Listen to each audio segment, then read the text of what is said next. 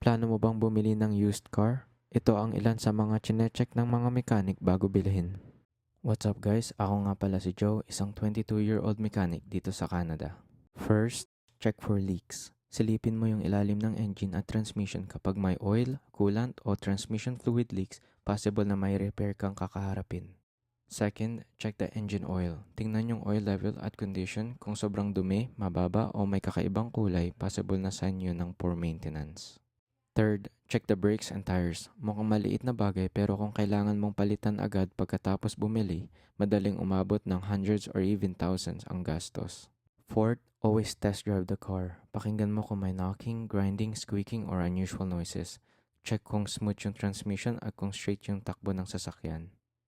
And pinaka-importante, magpa-pre-purchase inspection ka sa trusted mechanic. Kahit gumastos ka sa inspection, mas okay yun kaysa bumili ng $10,000 car tapos malalaman mong kailangan pala ng $5,000 worth of repairs.